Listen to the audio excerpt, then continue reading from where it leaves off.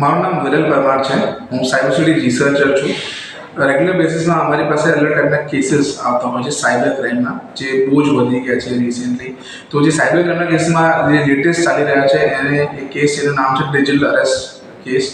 સો digital arrest કેસમાં શું થાય છે કે તમને કોઈ પણ સર્વિસ પ્રોવાઈડર, જે પણ કસ્ટમ્સવાળા છે યા પછી પાર્સલ સર્વિસવાળા છે, તો એ તમને ફોન કરીને કહે છે કે અમારી પાસે તમારું આ સામાન આવીને પડ્યું છે કસ્ટમ્સ અંદર, અમે આ પાર્સલ સર્વિસથી વાત કરી રહ્યા છે અને તમારા સામાન અંદર કંઈ ઇલીગલ મટીરિયલ યા ઇનએપ્રોપ્રિએટ મટીરિયલ મળ્યું છે, તો અમે આ રિપોર્ટ કરી રહ્યા છે કસ્ટમ્સ ઓફિસર્સને.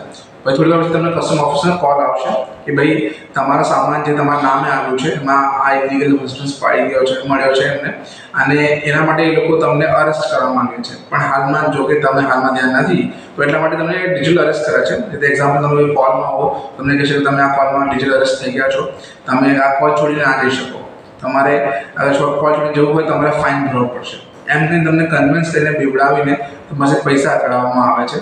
ઇવન આવી જ રીતે લોકો અલગ અલગ તરીકેથી કોલ્સ કરતા હોય છે. ઇવન તમને કહેતા હોય ઘણી વખત કે તમે ઓનલાઈન કોલ્સમાં ઓનલાઈન તમે જે વિડીયો કોલમાં તમે જોઈન થાઓ, વિડીયો કોલમાં જોઈન થયા પછી ઇન્ટરવ્યૂ લીધા પછી તમારી પાસે અગેન આવી રીતે તમે કહે છે કે તમે આ કોલ છોડી નથી જઈ શકતા, અમે તમને ડિજિટલ અરેસ્ટ કરી લીધા છે, તમે આટલા પૈસા આપો તો જ અમે તમને જવા દઈશું, અધરવાઇઝ તમને અગર તમે કોલ છોડીને જશો તો અમે તમને તમારે ત્યાં પોલીસ મોકલીશું, પોલીસ તમને આવીને પકડી લેશે. સો બીને લોકો કોલ નથી છોડતા અને કંઈ પણ કરીને પોતાના છુટકારો પામવા માટે પેમેન્ટ્સ કરી દેતા હોય છે. તો આવા કોલથી બચવું, આવું કંઈ હોતું નથી. ડિજિટલ અરેસ્ટ નામની કોઈ વસ્તુ હોતી નથી. કંઈ પણ હશે તમને ઓફિશિયલી લીગલ ડોક્યુમેન્ટેશન તમને મળશે, ચાહે કસ્ટમ્સ હોય, પોલીસથી હોય, કોઈ પણ જગ્યાથી. ઇવન કોઈ પણ સર્વિસ પ્રોવાઈડર છે, પાર્સલ સર્વિસવાળા છે, એમની પાસેથી. તાકી તે તો પછી એનાથી બચવું અને ધ્યાન રાખવું કે આવામાં તમે ફસાવ ન, અને આવી રીતે કોલ્સ નથી આવતા, તો એનું જરૂર પડે ધ્યાન રાખવું. સો આવા કેસીસથી બચવા માટે તમારે વેરીફાઈ કરવું જરૂર છે ઇન્ફોર્મેશનને.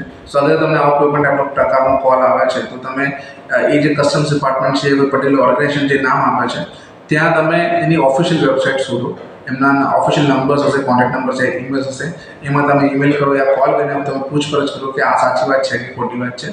અને એવું પણ હોય તો તમે રિયલમાં ફિઝિકલી તમે ત્યાં જઈને લોકેશન પર જઈને તમે પૂછપરછ કરી શકો છો કે આ સાચી વાત છે, શું થયું છે, શું નથી થયું.